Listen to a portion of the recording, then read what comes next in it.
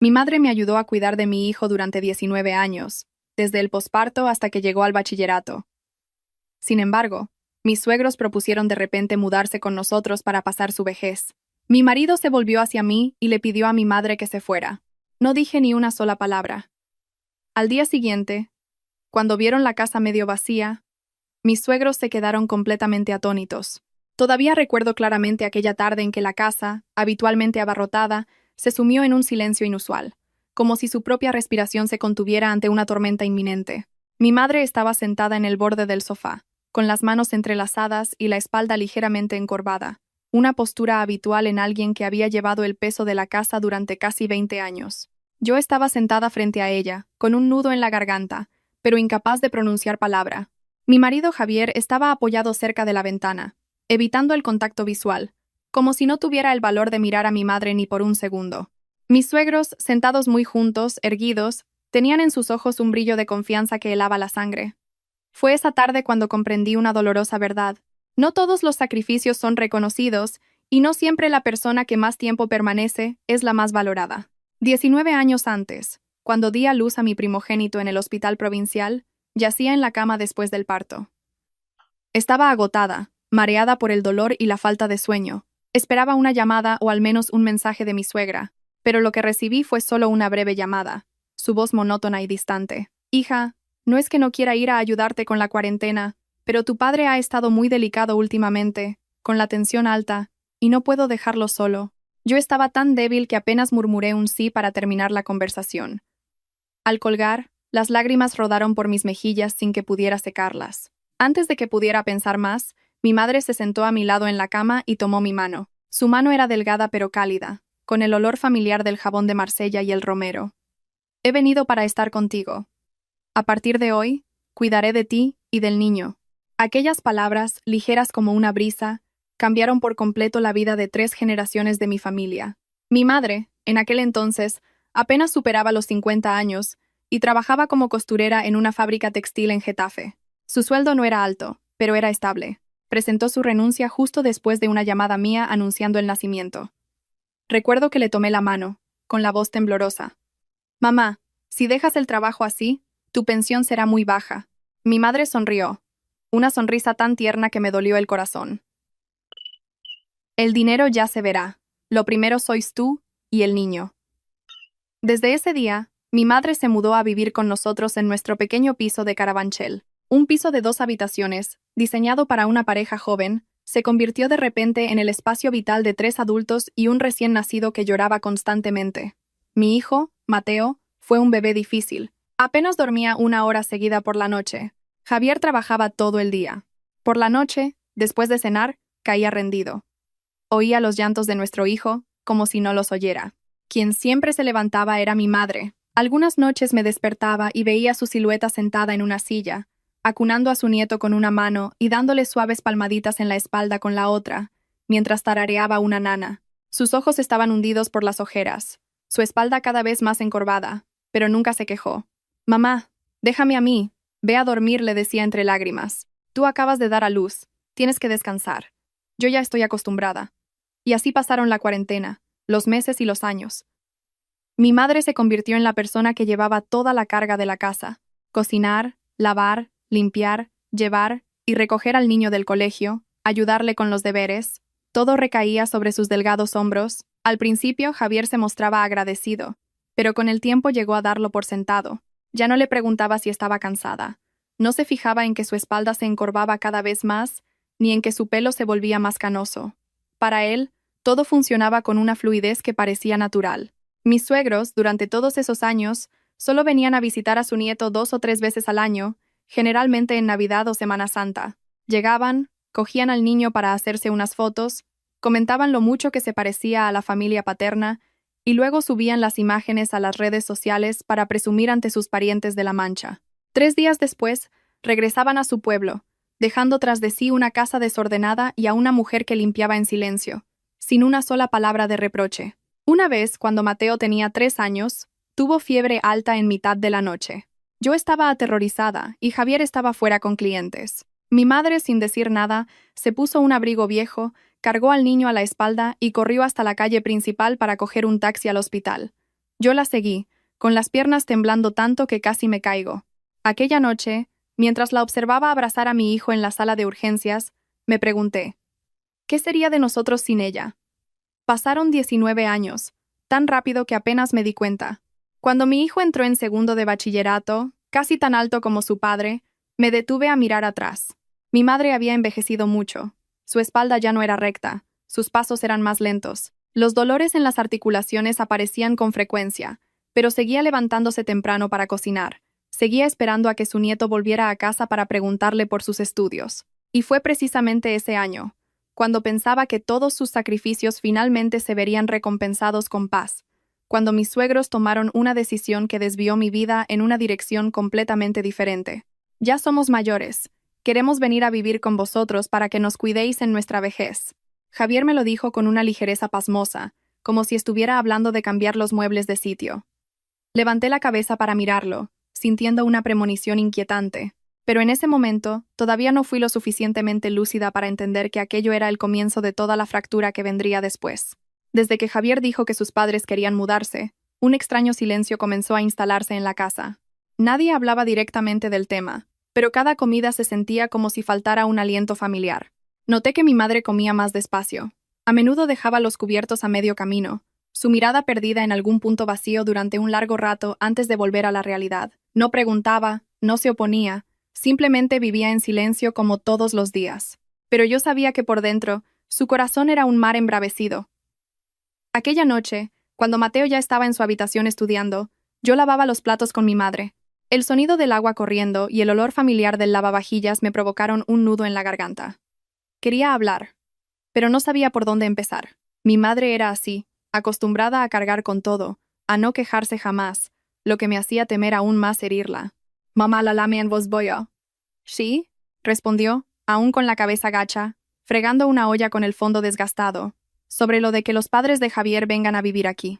No había terminado la frase cuando ella dejó lo que estaba haciendo y se secó las manos en el delantal. Ya lo sé. Su voz era tan serena que mi corazón se encogió. No te preocupes, tus suegros son mayores, es normal que quieran vivir con sus hijos. Pero yo quería decirle que era ella quien había estado aquí durante 19 años, que cada ladrillo de esta casa estaba impregnado de su sudor y esfuerzo. Pero me tragué todas esas palabras. He estado aquí demasiado tiempo.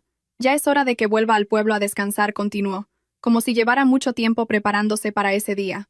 Aparté la cara, temiendo que viera mis ojos enrojecidos. En ese instante, me di cuenta de que la resignación de una mujer que había vivido toda su vida para sus hijos era el cuchillo más afilado, el que más profundo cortaba en el alma de los demás. Una semana después, mis suegros llegaron oficialmente a Madrid. Traían tanto equipaje que casi bloqueaban el pasillo. La abuela, nada más entrar, recorrió la casa con la mirada y soltó una frase que, aunque dicha en voz baja, densificó el ambiente. «¿Qué casa tan pequeña es esta?» Javier se rió para quitarle hierro al asunto. «Los pisos en Madrid son así, mamá. Con ese dinero en el pueblo, te compras una casa el doble de grande», añadió el abuelo con tono de lamento. Mi madre a su lado, sosteniendo su propia bolsa, no dijo nada. Vi cómo le temblaban ligeramente las manos, pero su rostro mantenía una expresión serena. Desde el primer día, las diferencias se hicieron evidentes. La abuela estaba acostumbrada a la comida salada, mientras que mi madre cocinaba con poca sal porque Mateo se había acostumbrado a ese sabor desde pequeño. En la primera comida juntos, la abuela cogió un trozo de carne y frunció el ceño. «¿Por qué está esto tan soso?», mi madre sonrió. «El niño tiene el estómago delicado. La comida muy salada no le sienta bien». «Los niños se acostumbran a todo», dijo la abuela, dejando los cubiertos y mirando de reojo a Javier. Javier no dijo nada, solo asintió para dar el tema por zanjado. Observé la escena y sentí cómo mi corazón se enfriaba poco a poco. Mateo comía con la cabeza gacha, pero yo sabía que lo estaba escuchando todo. En los días siguientes, la casa, que había sido el dominio de mi madre, se volvió un lugar extraño. La abuela empezó a reorganizar los muebles a su gusto. Las fotos de Mateo con su abuela materna fueron reemplazadas por cuadros de punto de cruz y caligrafías del abuelo. La habitación en la que mi madre había dormido durante 19 años se convirtió en el dormitorio de mis suegros en una sola tarde. «Mamá, duerme en el salón unos días, ¿vale?», le dijo Javier a mi madre, con voz algo vacilante. «No pasa nada», respondió ella de inmediato, sin un ápice de duda. Esa noche no pude dormir. Recordé todos los años en que mi madre había estado en la sombra de esta familia. Recordé las noches en vela acunando a Mateo. Recordé las veces que se había puesto a estudiar matemáticas de la ESO para ayudar a su nieto. Recordé el olor familiar de las pomadas para el dolor de espalda. Y ahora, era ella quien tenía que dormir temporalmente en el salón. El cambio más grande se produjo en Mateo. Ya no sonreía tanto como antes. Cada día, al volver del instituto, saludaba a sus abuelos paternos brevemente y se encerraba en su cuarto. La abuela no estaba contenta. Este niño, cuanto más crece, más difícil de educar es. No tiene ningún respeto. Está en una edad difícil y estudia mucho, por eso está cansado, expliqué yo. Su padre no era así, soltó la abuela, con una mirada cargada de intención hacia mi madre. Apreté las manos bajo la mesa, intentando mantener la calma en mi voz. Mamá, a Mateo lo ha criado mi madre desde pequeño. Es un niño muy bueno. Bueno o no, hay que reeducarlo. Si vive con sus abuelos paternos, tiene que seguir las normas de esta casa. Esa frase fue como un cuchillo invisible que cortó el aire. Mi madre, en silencio, continuó recogiendo la mesa. Seguí su espalda encorvada con la mirada, sintiendo una impotencia abrumadora. No solo Mateo, sino que yo también me estaba convirtiendo en una espina para mis suegros. La abuela a menudo criticaba que llegara tarde del trabajo, que siguiera con mi carrera en lugar de quedarme en casa cuidando de la familia. ¿Para qué trabaja tanto una mujer? ¿Acaso tu marido no gana lo suficiente? Estoy acostumbrada a trabajar. No soportaría quedarme en casa, respondí. Una buena mujer es la que sabe sacrificarse por su familia, sentenció ella, como un veredicto final. Javier, a su lado, no dijo nada. Su silencio en ese momento fue para mí más aterrador que cualquier reproche. Mi madre hablaba cada vez menos. Solía salir temprano y volver tarde, evitando estar en casa todo lo que podía. Una vez la vi sentada sola en el balcón, mirando el ajetreado tráfico de abajo. La luz de la ciudad se reflejaba en su rostro, acentuando arrugas que nunca antes había notado. ¿Estás cansada, mamá?, le pregunté. Estoy bien, respondió, pero su voz no pudo ocultar el agotamiento. Esa noche oí una tos suave desde el salón. Salí y la vi sentada en el sofá, con una mano en el pecho. Me asusté. ¿Te duele algo, mamá? No es nada. Solo me cuesta un poco respirar.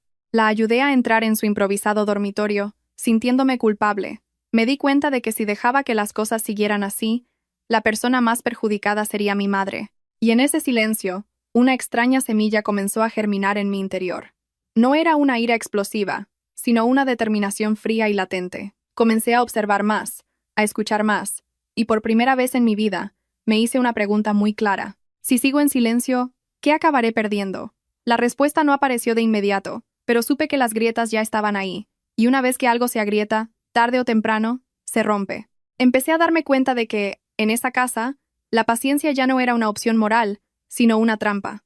Una trampa que convertía al silencioso en el perdedor y al que alzaba la voz en el dueño del poder. Cada día que pasaba, sentía con más claridad cómo la línea invisible entre estar de prestado y ser expulsado se estrechaba alrededor de mi madre, de mí y de Mateo. Tras la mudanza de mis suegros, toda la rutina de la casa se reorganizó según un nuevo orden.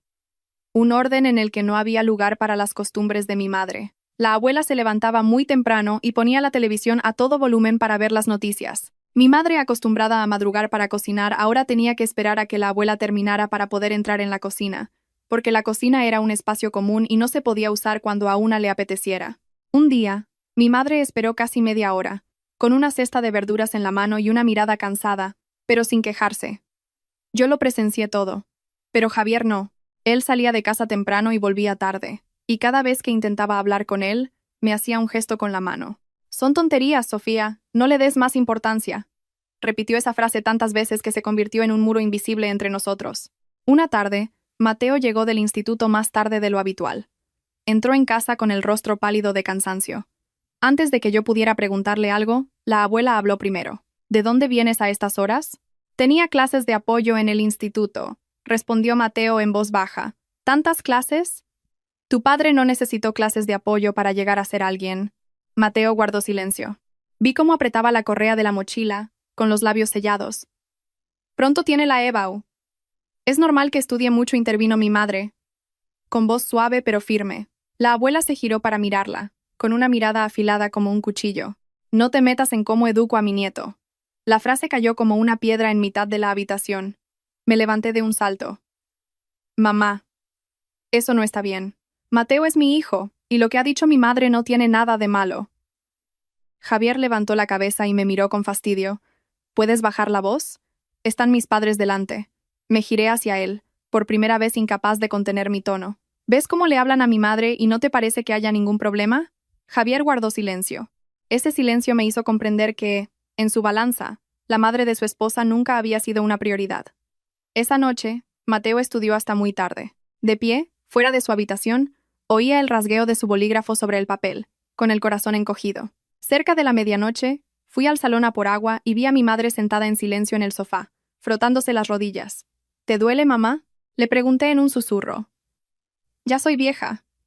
Es normal que las articulaciones crujan un poco. Sonrió, pero era una sonrisa forzada. ¿Por qué no vamos al médico? Te llevo yo. No. Es un gasto innecesario. Puedo soportarlo. Sus palabras me partieron el corazón. Durante 19 años, mi madre se había acostumbrado tanto a ahorrar que se había olvidado de que ella también necesitaba cuidados. Al día siguiente, al volver del trabajo, descubrí que el cajón de mi mesita de noche estaba revuelto. Algunos papeles estaban fuera de lugar. El sobre con el dinero que guardaba para imprevistos no estaba donde lo había dejado. Salí al salón y vi a la abuela doblando ropa. ¿Has entrado en mi habitación, mamá? Pregunté, tratando de mantener la calma. Sí. Solo estaba ordenando un poco. Tu cuarto es un desastre. Pero ahí tengo mis cosas personales. ¿Qué hay de personal en una casa de familia? Dijo ella con total naturalidad. Aquella frase fue la gota que colmó el vaso. De repente comprendí que, para ellos, mi espacio personal no existía, y el de mi madre era probablemente aún más frágil. Esa noche hablé con Javier. No me gusta que tus padres entren en nuestra habitación sin permiso. Son mayores, Sofía, no lo hacen con mala intención. Pero es una cuestión de respeto. Javier suspiró. Eres demasiado sensible. Lo miré, sintiendo un frío profundo. El hombre que una vez prometió protegerme ahora consideraba mis sentimientos una simple sensiblería. Unos días después, Mateo trajo las notas de los exámenes parciales. Eran más bajas de lo habitual. Su tutora me llamó para decirme que últimamente lo notaba muy distraído. Lo llamé a mi habitación. ¿Te pasa algo? Mateo bajó la cabeza, y tardó un buen rato en responder. Echo de menos a la abuela. Solo esas 5 palabras bastaron para dejarme sin aliento. Lo abracé, sintiendo cómo sus delgados hombros temblaban. ¿No te llevas bien con los abuelos? No es eso, pero siento que esta ya no es mi casa. Sus palabras me dejaron helada. Un chico de 18 años que había vivido toda su vida en ese piso decía que ya no se sentía en casa. Esa noche llamé a mi madre, aunque ya estaría durmiendo. Quería preguntarle si quería volver al pueblo a descansar una temporada, pero al oír su voz al otro lado, no pude articular palabra. Temía que, si lo decía, sería como confirmar que realmente ya no tenía un lugar aquí. Unos días más tarde, mis suegros nos pidieron a Javier y a mí que nos sentáramos a hablar. La abuela empezó. Vivir todos juntos así no es muy cómodo. Creo que sería mejor que tu madre volviera al pueblo a descansar una temporada. Nosotros nos quedaremos para cuidar de Mateo. Miré a Javier. Dudó unos segundos y luego asintió. Yo también lo creo.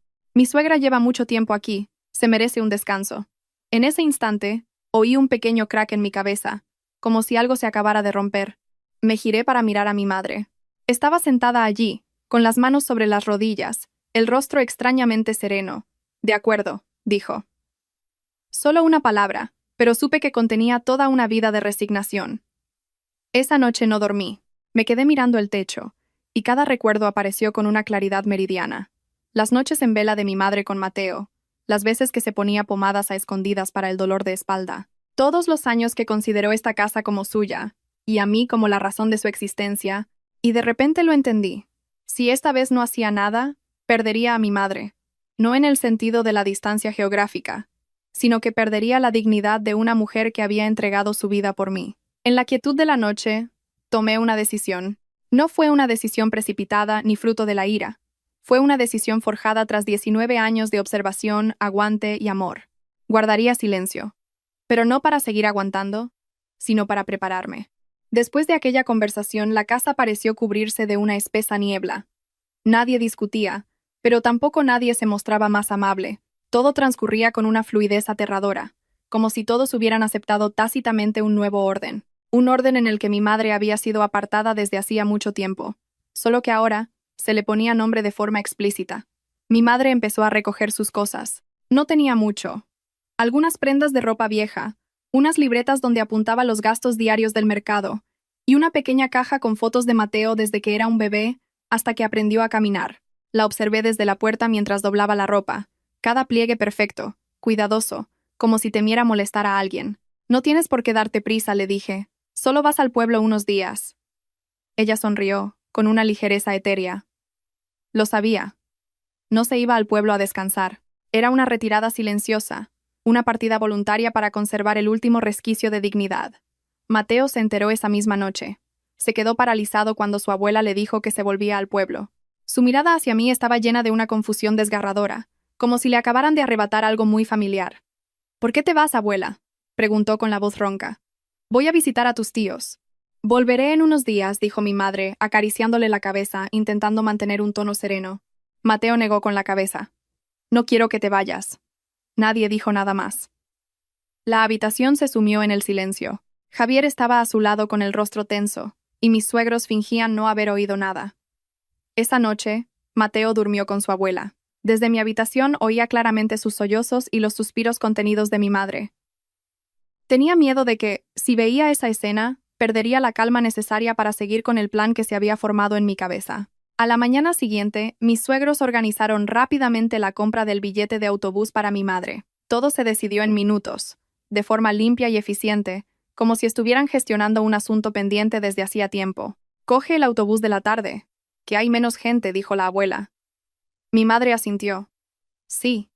Ni una queja, ni una pregunta. Observé la escena con una extraña sensación en el pecho. No era ira, ni un simple dolor. Era una lucidez fría, como si cada una de mis emociones se hubiera alineado para dejar paso a la razón. Al mediodía, cuando todos habían salido, me quedé sola en casa. Me senté en el salón, observando la casa en la que mi madre había vivido casi 20 años. Cada silla, cada mesa, cada armario estaba ligado a un recuerdo. Recordaba perfectamente que este sofá lo compramos entre ella y yo cuando Mateo empezó primaria. La estantería la pagó mi madre con el dinero que ahorraba del mercado, euro a euro. Incluso el escritorio de Mateo lo eligió ella, buscando cada tornillo. De repente, me eché a reír. Una risa sin alegría. Javier siempre decía, este piso lo compré yo, es mío. Cierto, las escrituras estaban a su nombre, pero nunca se había preguntado de dónde venían las cosas que llenaban ese piso. Por la tarde, llevé a mi madre a la estación de autobuses. Mateo se aferraba a su mano, sin querer soltarla. Cuando el autobús se puso en marcha, rompió a llorar. «No te vayas, abuela». Mi madre lo abrazó, con lágrimas cayendo sobre su ropa. «Me voy unos días y vuelvo. Pórtate bien y haz caso a tu madre». El niño asintió, pero sus ojos seguían enrojecidos. Vi la escena con el corazón encogido, pero no lloré. No me lo permití, porque sabía que si me derrumbaba en ese momento, todo terminaría ahí, y de la forma más injusta. Cuando el autobús desapareció, volví a casa. Mis suegros ya estaban allí. La abuela suspiró aliviada, como si se hubiera quitado un peso de encima. La casa se ve mucho más ordenada, dijo, recorriendo con la mirada el espacio vacío. Javier me miró. ¿Estás bien? Bien, respondí secamente. Desde que mi madre se fue, cambié. Hablaba menos. No discutía. No daba explicaciones. Iba a trabajar a mi hora. Volvía a mi hora. Cumplía con mis deberes de esposa y madre. Pero nada más. Mis suegros empezaron a sentirse satisfechos. Pensaron que por fin había entrado en razón. Una vez, la abuela incluso me dio una palmada en el hombro. ¿Ves? Si una mujer sabe callar, hay paz en la casa. Sonreí. Javier también estaba más relajado. Pensaba que la tormenta había pasado, sin saber que esa calma era el preludio de la verdadera tempestad. Comencé a hacer cosas muy pequeñas, en secreto. Revisé facturas antiguas, las fotografié, las guardé cuidadosamente. Hice un inventario de cada objeto de la casa, anotando su origen, la fecha de compra y quién lo había pagado. Contacté a una amiga abogada, haciéndole solo preguntas muy generales. Si los bienes de una casa se han comprado con dinero de ambas partes, ¿cómo se calcula en caso de disputa? Mi amiga respondió con cautela, pero lo suficiente para que yo entendiera. No estaba con las manos vacías, como ellos pensaban. Mateo se volvió cada vez más silencioso. Apenas hablaba con sus abuelos, y menos aún con su padre. Una vez lo oí hablando por teléfono con su abuela, con una voz baja pero llena de anhelo. «Abuela, te echo de menos». Me quedé al otro lado de la puerta, apretando los puños con tanta fuerza que las uñas se me clavaban en la piel. Esa noche le envié un mensaje a mi madre. «Mamá, cuídate. En unos días voy a buscarte», respondió al instante. Estoy bien. No te preocupes por mí. Me quedé mirando sus palabras durante un largo rato. Mi determinación era más clara que nunca. Ya no tenía dudas. Ya no me preguntaba si estaba haciendo lo correcto. Solo sabía una cosa. Hay cosas que, si no las recuperas a tiempo, pierdes la oportunidad para siempre. Un fin de semana, Javier llegó a casa antes de lo habitual. Dijo que el próximo fin de semana llevaría a sus padres de viaje, como para compensar el tiempo de convivencia que había sido un poco tenso. Lo dijo con un tono aliviado, como si todo estuviera resuelto. Asentí sin oponerme. En mi mente, una frase apareció con total claridad. Ha llegado el momento. Ese fin de semana, Javier llevó a sus padres a Benidorm desde primera hora de la mañana. Me pidió que me quedara en casa cuidando de Mateo. Su voz sonaba ligera, como si acabara de cumplir con una importante obligación. En cuanto la puerta se cerró, la casa se sumió en un raro silencio. Me quedé de pie en medio del salón, miré a mi alrededor, y luego me senté lentamente en el sillón donde mi madre solía esperar a que Mateo volviera del instituto. En ese espacio vacío, por primera vez, sentí que ya no estaba rodeada de miradas críticas. Empecé por cosas muy pequeñas. Abrí cada cajón, saqué las facturas antiguas que había guardado cuidadosamente durante años. Algunos papeles estaban amarillentos, con los bordes desgastados, pero los números seguían siendo claros. El sofá, comprado cuando Mateo empezó primaria, tenía una factura de una tienda del centro. Una parte del pago se hizo por transferencia desde mi cuenta. El resto fue en efectivo, dinero que me dio mi madre. El frigorífico, comprado 2 años después, también se pagó con los ahorros de mi madre del mercado, acumulados céntimo a céntimo. Lo organicé todo cronológicamente, lo fotografié y lo guardé en mi teléfono y en el ordenador. Cada vez que pulsaba guardar sentía mi corazón un poco más firme. Al mediodía, Mateo volvió del instituto. Entró, miró a su alrededor y preguntó: ¿Papá no viene a comer hoy? Se ha ido con los abuelos de viaje. Mateo murmuró y no preguntó más. Comió muy rápido y se fue a su cuarto a estudiar. Observé su espalda y me di cuenta de que, desde que se fue su abuela, había madurado de una manera que me dolía. Ya no había conversaciones triviales después de comer, ni risas despreocupadas. Mateo se había replegado en sí mismo, como un adulto a la fuerza. Por la tarde, recibí una llamada de mi madre. ¿Cómo estás en el pueblo? Bien. Aquí es muy tranquilo. Pero os echo de menos a ti y a Mateo. Su voz era suave, pero pude oír la soledad en ella. Espérame, mamá, dije, pronunciando cada palabra con claridad. Sí, no preguntó más, pero supe que había entendido. Esa noche, me quedé sentada hasta tarde en el despacho. Releí los mensajes antiguos, las promesas que Javier me hizo cuando nos casamos. Una vez dijo: la familia es un lugar donde todos compartimos y nos apoyamos. Me reí amargamente.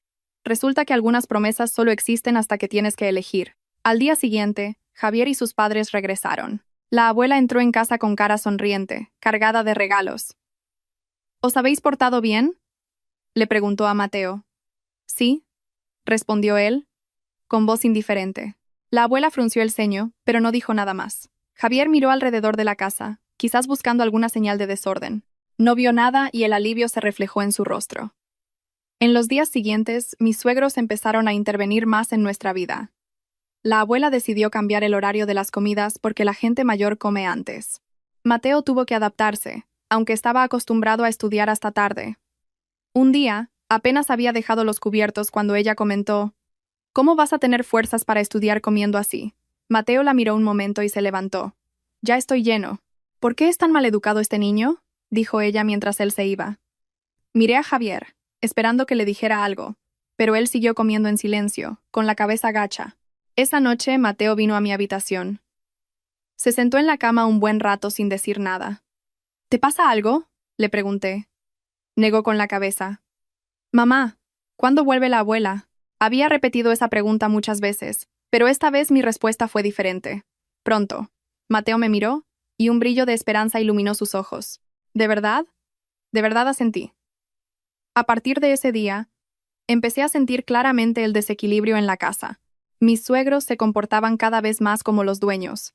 Reorganizaban los muebles, cambiaban la disposición de la mesa y las sillas, e incluso hablaban de reformar el salón para que tuviera mejor feng shui. Yo escuchaba, pero no reaccionaba.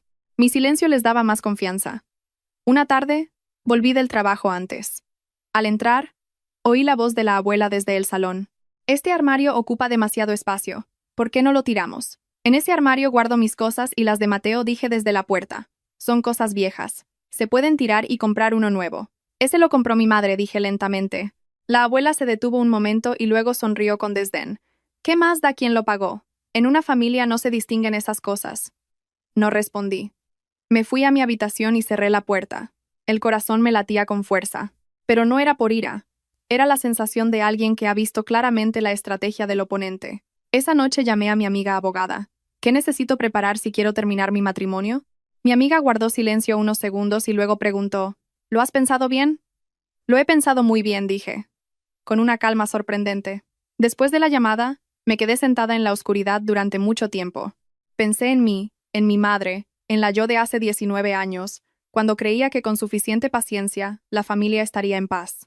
Comprendí que algunas familias solo están en paz cuando una persona aguanta hasta el final, y yo ya había aguantado suficiente. Unos días después, la abuela le dijo a Javier que quería mudarse definitivamente al antiguo cuarto de mi madre, porque era más luminoso. Javier asintió de inmediato.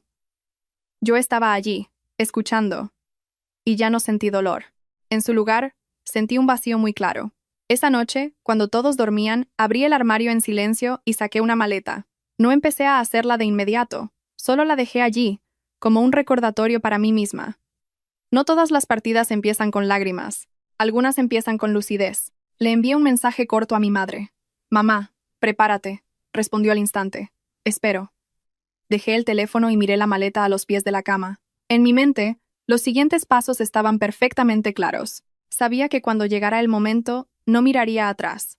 Desde que la maleta apareció en mi dormitorio, me di cuenta de que ya no sentía la misma confusión de antes. Estaba allí, en silencio, pero era como un hito que marcaba claramente que había cruzado una frontera dentro de mí.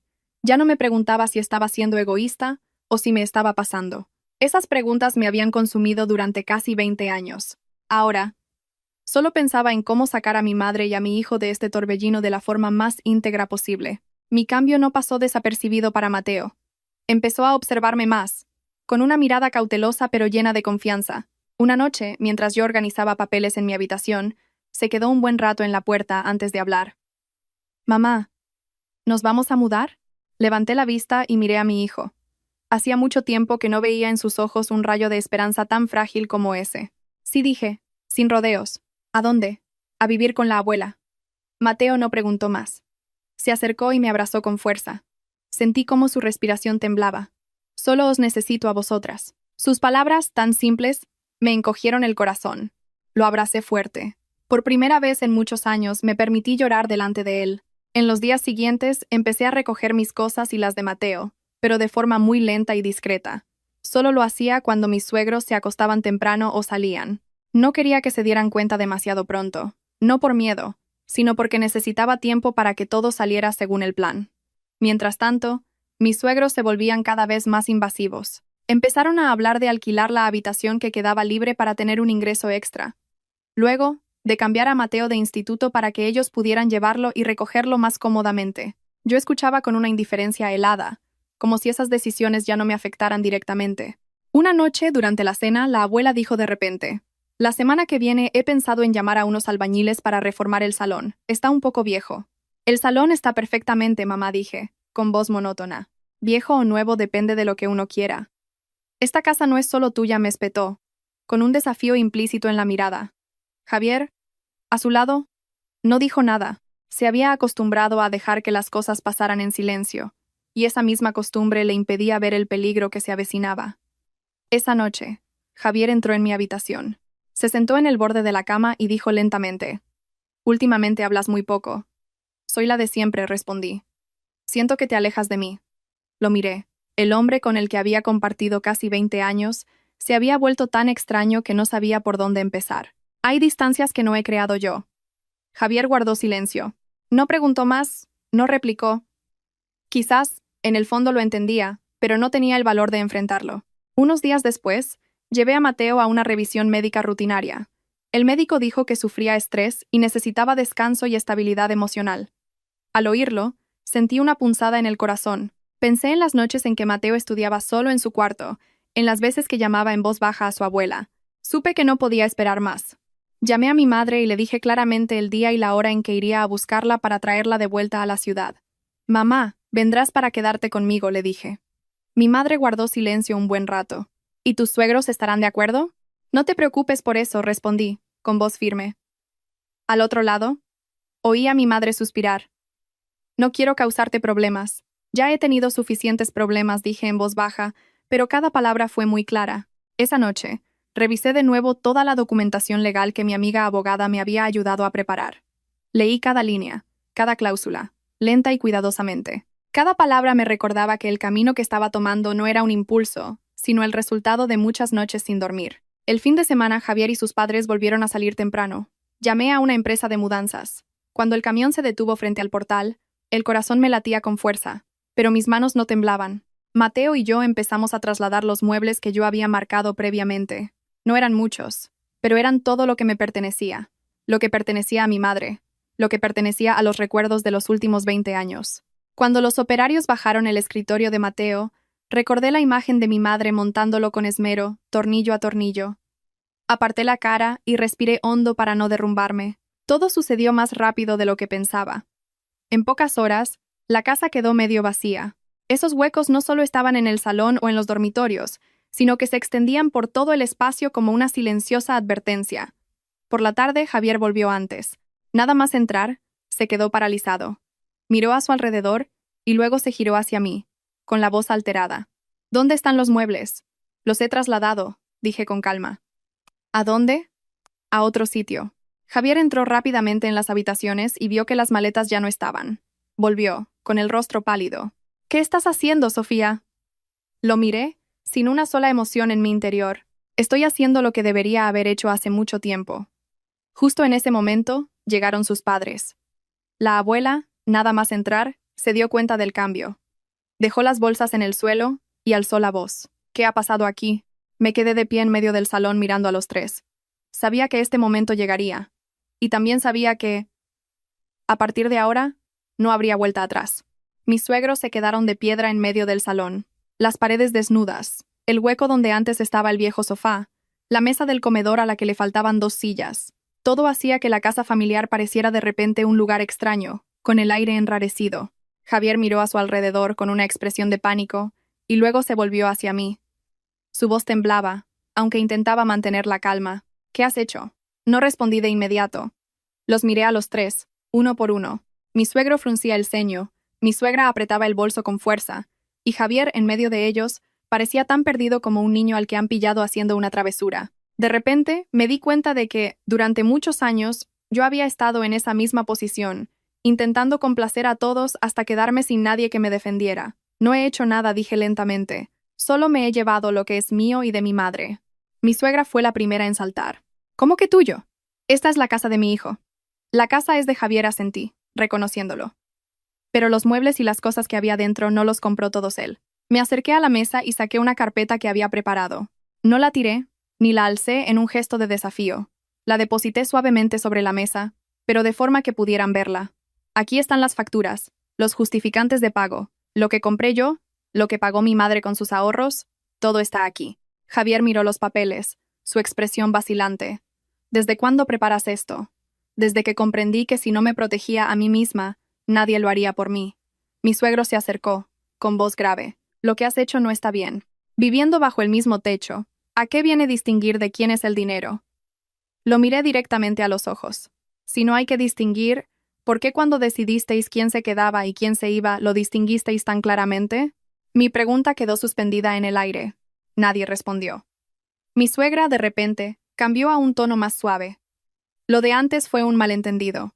No pretendíamos echar a tu madre, pero el resultado fue que mi madre tuvo que irse, repliqué, sin alzar la voz, sin temblar. Javier respiró hondo, como conteniendo la ira. ¿No podías habérmelo dicho antes, sin montar este numerito? Te lo dije, lo miré. Te lo dije muchas veces, pero no escuchaste. Javier guardó silencio. Supe que, en ese momento, estaba rebuscando en su memoria, intentando recordar qué le había dicho yo y cuántas veces me había ignorado. Mi suegra se acercó más, y su voz empezó a subir de tono. ¿Te has llevado las cosas? La casa está vacía. ¿Cómo vamos a vivir nosotros aquí, que somos mayores? Miré alrededor. La casa sigue siendo perfectamente habitable. Solo faltan las cosas que no os pertenecen. Esa frase la dejó sin palabras. Mi suegro se sonrojó, y Javier apartó la mirada, como si no pudiera soportar la mía. Mateo salió de su habitación. Se puso a mi lado y me apretó la mano con fuerza.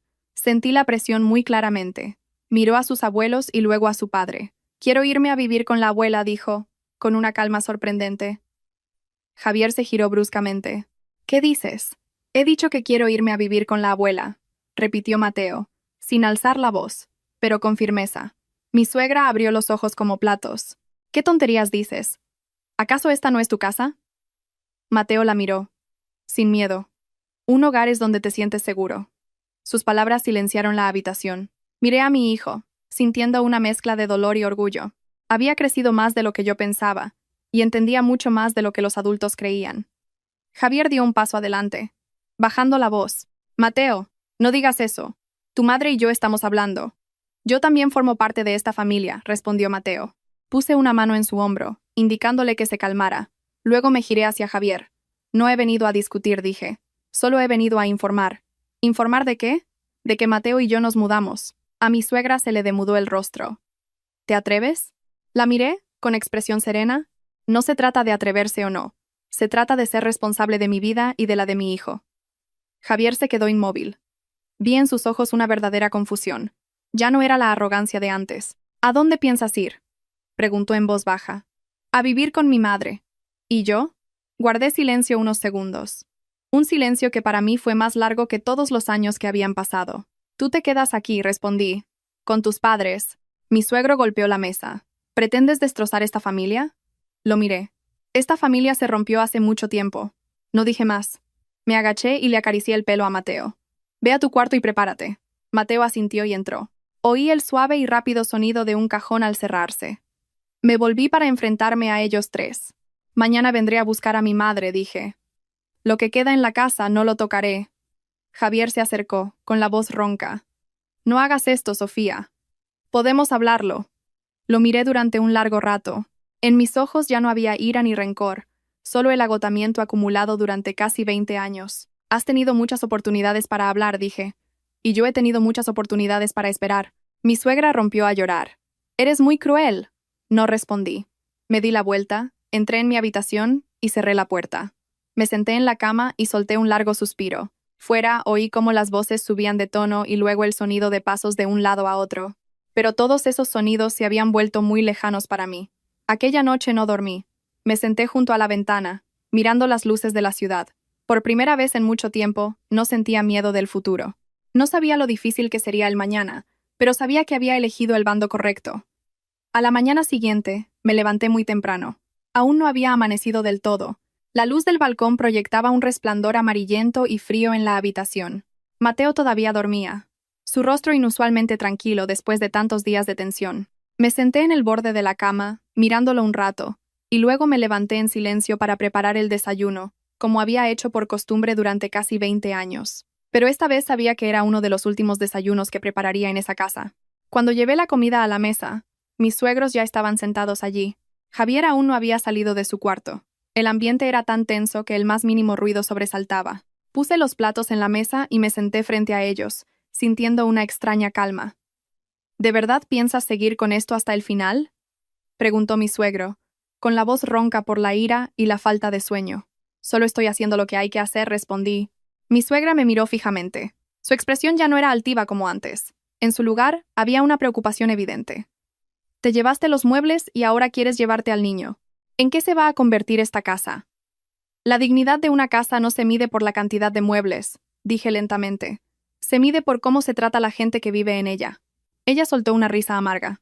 «Hablas muy bien, pero la ley no entiende de sentimientos». Asentí.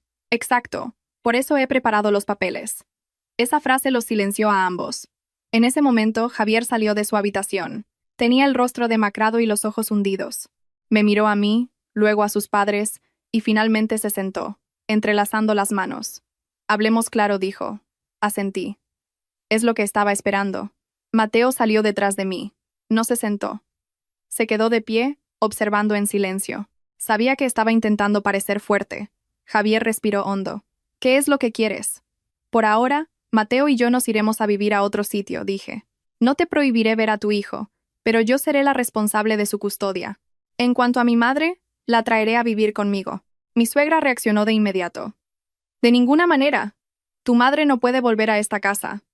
Entonces, es aún más sencillo, la miré. No viviremos aquí. Javier se giró hacia mí, bajando la voz. ¿Me estás obligando a elegir? Negué con la cabeza. Tú elegiste hace mucho tiempo. El aire se cortó.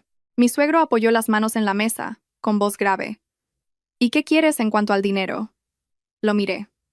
Por primera vez, sentí que de verdad quería resolver esto, no solo imponer su voluntad. No me llevaré nada que no me pertenezca, respondí. Todo lo que saqué tiene sus justificantes. Lo que queda no lo tocaré. Mi suegra soltó una risita burlona. ¿Y te crees que esos papeluchos tienen algún valor? Abrí el bolso y saqué otra carpeta, la que tenía el informe del abogado. Javier la miró y su rostro cambió. ¿Has hablado con un abogado? Sí, respondí sin dudar. Javier cerró los ojos, como si acabara de recibir un golpe en un punto débil.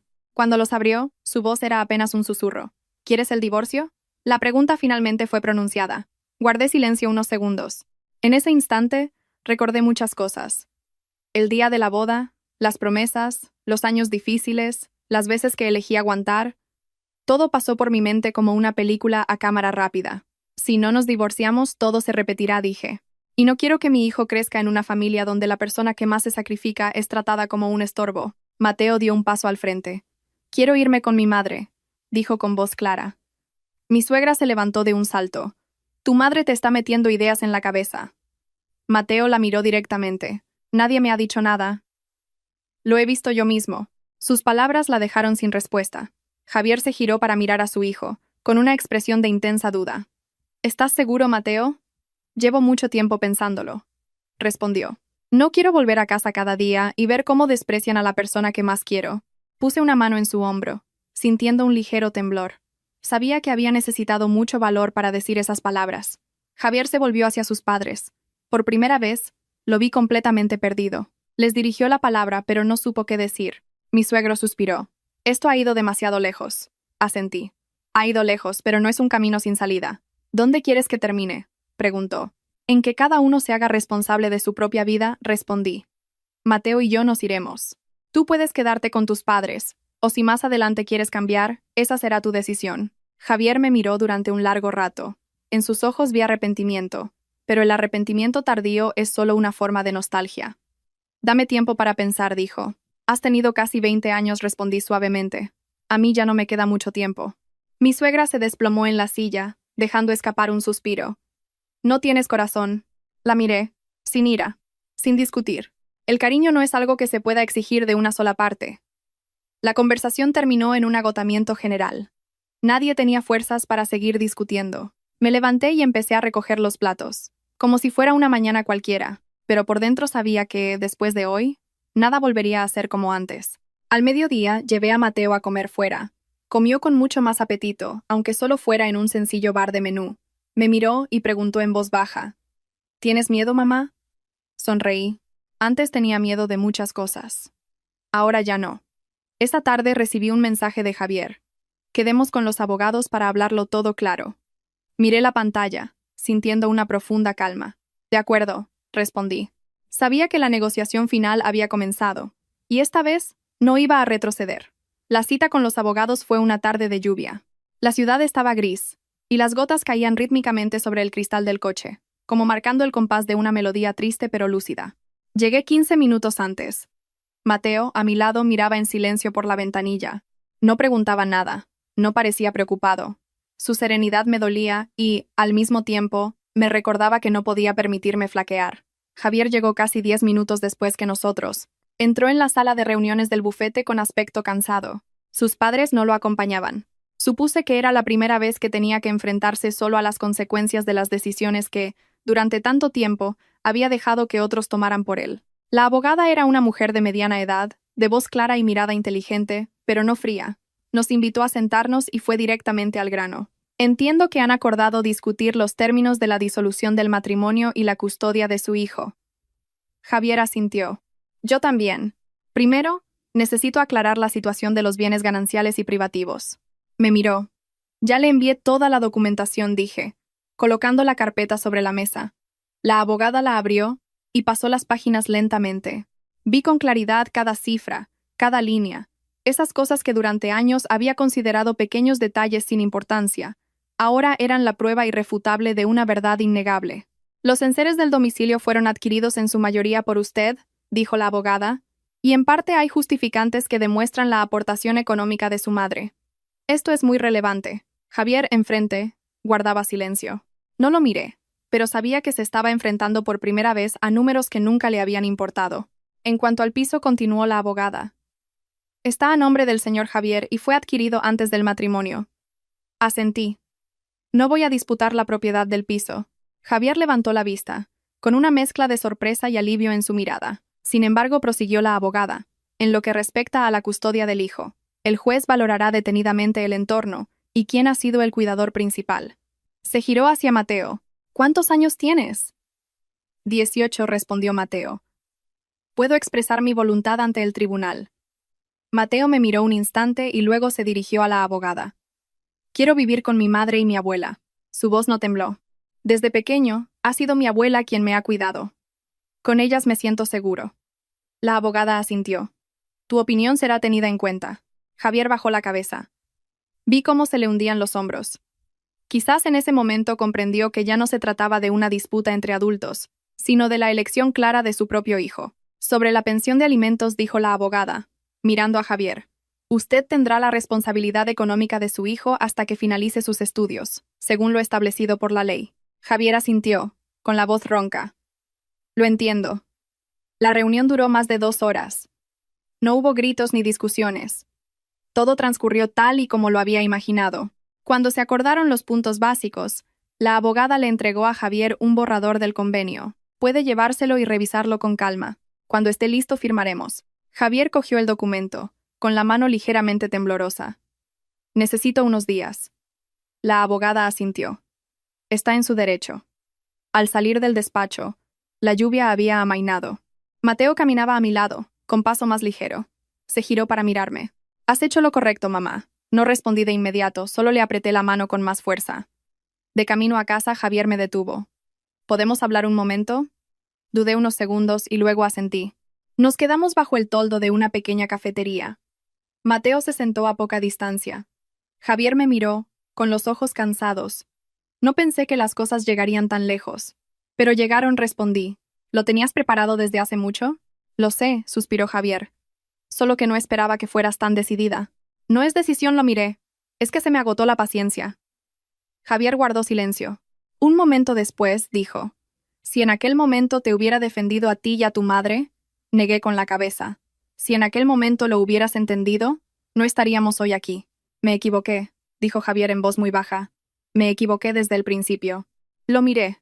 El hombre que una vez fue todo mi mundo. En mi interior ya no había ira, ni el amor de antes. Solo un vacío muy claro. Lo siento, dijo. Lo acepto, respondí.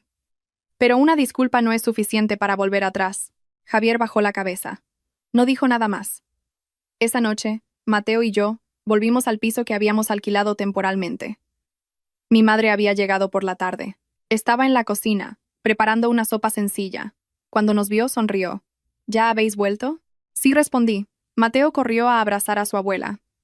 Ella le dio una palmada en la espalda, con lágrimas en los ojos, pero sin dejar de sonreír. Con esto es suficiente, murmuró. Esa noche cenamos juntos. No era una cena lujosa ni abundante como antes, pero fue más cálida que cualquiera de las que había tenido en la otra casa. Después de que Mateo se fuera a su cuarto a estudiar, mi madre se sentó a mi lado y me preguntó en voz baja, ¿te arrepientes? La miré. Me arrepentiría si no lo hubiera hecho.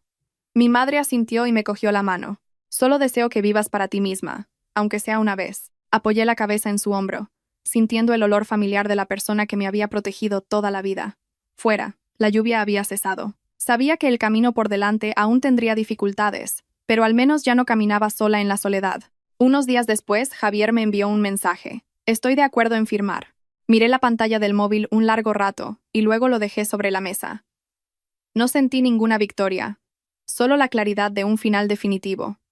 Respiré hondo. Sabía que este capítulo estaba a punto de cerrarse. Y el siguiente, aunque incierto, sería un capítulo en el que yo tendría el poder de elegir. La firma tuvo lugar una mañana de sol suave. No hacía demasiado calor, y el viento soplaba lo justo para mecer las hojas de los árboles frente al bufete. Era como si la ciudad también respirara más despacio para presenciar un final sin estridencias. Llegué puntual. Mateo me acompañaba. Mi madre se había quedado en casa preparando el almuerzo. Antes de irme, me dijo una sola cosa. Pase lo que pase, mantén la calma. Asentí. En ese momento, la calma ya no era un esfuerzo, sino un estado natural. Llevaba una camisa blanca, la misma que le compré una vez en las rebajas de un centro comercial, cuando aún creía que esos pequeños gestos podían sostener un matrimonio. La reconocí, pero no dije nada. Hay detalles que, una vez pasados, solo traen cansancio al recordarlos. La abogada nos hizo pasar a la sala de reuniones. Sobre la mesa, el convenio de divorcio estaba impreso y grapado cuidadosamente. Me senté, dejé el bolso a mi lado y coloqué las manos sobre el regazo. Mateo se sentó junto a mí, con la espalda recta y una seriedad mayor que la de cualquier reunión de padres. La abogada releyó las cláusulas una vez más, con voz clara y monótona. Yo escuchaba, pero no necesitaba concentrarme demasiado.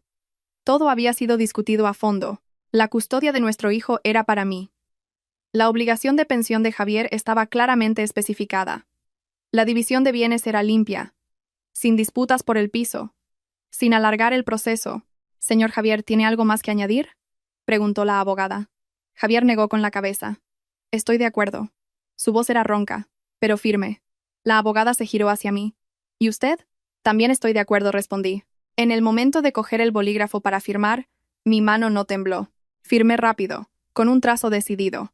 Al dejar el bolígrafo, sentí una ligereza en el pecho, como si hubiera soltado una carga pesada después de un largo viaje. Javier firmó después de mí. Sostuvo el bolígrafo durante un buen rato, deteniéndose unos segundos antes de escribir. No lo miré. Miré por la ventana, donde el sol iluminaba una esquina de la mesa, tan brillante que hacía entrecerrar los ojos. Cuando oí el sonido de la pluma sobre el papel, supe que todo había terminado oficialmente. La abogada recogió los documentos, se levantó y nos estrechó la mano. «Les deseo que rehagan sus vidas pronto». Asentí. «Gracias». Javier también dio las gracias, pero en voz más baja. Al salir del despacho, Mateo me cogió la mano, apretándola más fuerte de lo normal. Me giré para mirarlo. «¿Estás bien?». Asintió. «Me siento más ligero». Esa respuesta me hizo sonreír. Quizás no solo yo, sino también mi hijo. Llevaba mucho tiempo esperando este día. Javier nos detuvo en el pasillo. «¿Os llevo a casa?». «No hace falta», respondí. «Podemos volver solos». Javier asintió, sin insistir. Miró a Mateo, con una expresión llena de pesar. «Cuídate mucho». Mateo respondió educadamente. «Sí». Solo esa palabra. Pero la distancia entre ellos ya estaba claramente definida, no por el rencor, sino por las elecciones. De vuelta, pasé por el mercado a comprar algo de verdura y pescado. Tareas cotidianas que me trajeron una extraña sensación de paz. Mateo, a mi lado, me ayudaba con las bolsas, contándome cosas del instituto, con una voz que poco a poco recuperaba su naturalidad. Lo escuchaba y sentía cómo mi corazón se aliviaba. Al llegar a casa, mi madre estaba cocinando. La cocina era pequeña pero ordenada. Cuando nos vio, preguntó de inmediato. «¿Ya está todo?». «Ya está», respondí. Mi madre no preguntó más. Solo asintió y siguió cocinando. Sabía que sentía muchas cosas, pero eligió no decirlas para darme tranquilidad. El almuerzo de ese día fue muy lento. Mateo se comió 2 platos de arroz. Mi madre le puso más pescado, sonriendo con ternura. «Que comas bien es lo importante». Después de comer, preparé un té. Los 3 nos sentamos alrededor de la pequeña mesa. El sol de la tarde entraba por la ventana, iluminando las motas de polvo en el aire. Observé la escena y me di cuenta de que la felicidad, a veces, no necesita mucho. Solo estar con las personas que no te obligan a ponerte una coraza. Por la tarde recibí una llamada de mis antiguos suegros. Fue ella. Su voz sonaba cansada. «¿Ya ha terminado todo?». «Sí», respondí. Guardó silencio unos segundos. «Bueno, al fin y al cabo, fue el destino». «Sí», dije, sin añadir nada más. «El niño, si tiene tiempo, que venga a visitar a sus abuelos. Le preguntaré si quiere». Respondí con sinceridad. La llamada terminó rápidamente. Dejé el teléfono sin sentir ninguna carga. Cuando las relaciones cambian de estado, la forma de tratarlas también debe cambiar, sin necesidad de romper del todo, pero tampoco de aferrarse.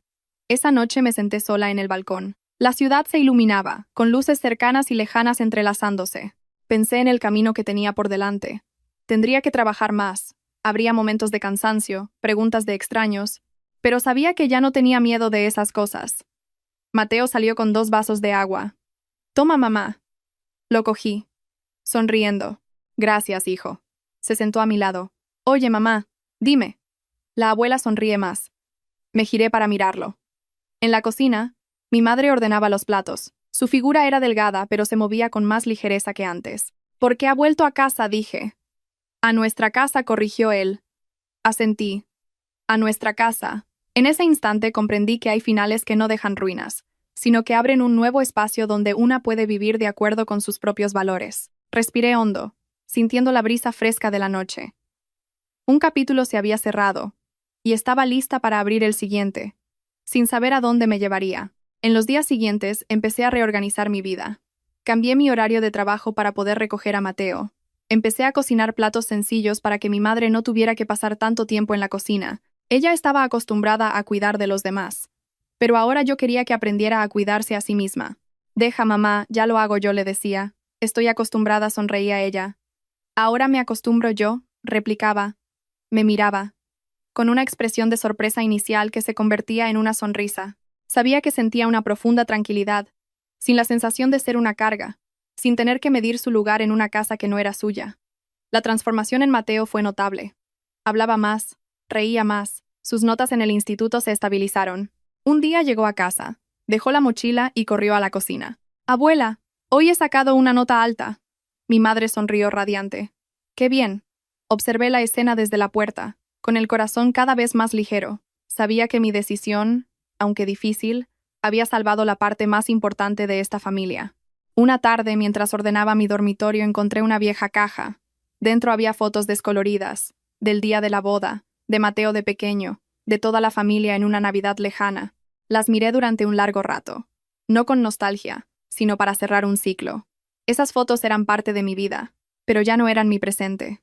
Una noche, Javier llamó. Vi su nombre en la pantalla, dudé unos segundos y contesté. ¿Estás bien?, preguntó. Bien, respondí. Yo, todavía no me acostumbro. Su voz sonaba grave. Poco a poco te acostumbrarás, dije, sin frialdad, pero sin consuelo. ¿Y Mateo? Está bien. Estudia mucho. ¿Puedo verlo? Pregúntaselo a él, respondí. Javier guardó silencio unos segundos. Vale. La llamada fue breve. No me sentí incómoda, ni sentí lástima. Simplemente vi con más claridad la frontera entre el antes y el ahora. Unos días después, Mateo me dijo, «Papá me ha escrito. ¿Quieres que le conteste?» «Habla con él con normalidad», respondí, con voz serena. Asintió. No quería interponerme en su relación, siempre y cuando no le hiciera daño. Confiaba en que era lo suficientemente maduro para poner sus propios límites. Un fin de semana, llevé a mi madre a un chequeo médico completo. El médico dijo que necesitaba descansar más, evitar el trabajo pesado y cuidar sus rodillas. Asentí a cada palabra, memorizándola. ¿Has oído, mamá? Me giré hacia ella. Sí, he oído. Sonrió, un poco avergonzada. No te preocupes tanto. Me preocupo porque quiero preocuparme, repliqué. No dijo nada más, pero vi que se le humedecían los ojos. De camino a casa, dijo en voz muy baja. Nunca pensé que llegaría el día en que tú me cuidarías así. Le tomé la mano. Tú me cuidaste casi 20 años. Ahora me toca a mí. Se giró para secarse una lágrima furtiva. Las noches siguientes, solíamos sentarnos los tres en el balcón. Mateo, mi madre y yo. No hablábamos mucho. Solo nos quedábamos allí, escuchando el tráfico, sintiendo la brisa. Un día, Mateo dijo, «Mamá, ahora me siento como una persona normal. ¿Y antes no?», le pregunté. «Antes sentía que siempre tenía que estar pendiente de lo que pensaban los demás», respondió. Sus palabras me dejaron helada. Comprendí que había vivido bajo más presión de la que yo imaginaba. Y también comprendí que mi decisión no fue solo por mi madre y por mí, sino también por él. La historia que he contado, mi historia, no es un relato real, pero los valores que espero que transmita sí lo son. Espero que quien la escuche comprenda que el respeto por uno mismo es la base de toda relación sana, que se dé cuenta de que el silencio prolongado puede herirnos más a nosotros mismos que a los demás, que aprenda a establecer límites saludables en la familia y el matrimonio, y que entienda la importancia de la empatía entre generaciones. Confío en que demuestre que un cambio, aunque tardío, tiene valor si es el correcto, que la felicidad no proviene del aguante, sino de la elección honesta con uno mismo, y sobre todo que anime a cada persona a vivir con responsabilidad su propia vida, para caminar hacia un futuro de paz y felicidad, porque, al final, La conclusión de mi historia no es para demostrar que el divorcio es el único camino. Solo demuestra algo muy simple: que cada mujer merece una vida en la que no tenga que hacerse más pequeña para caber en el mundo de nadie.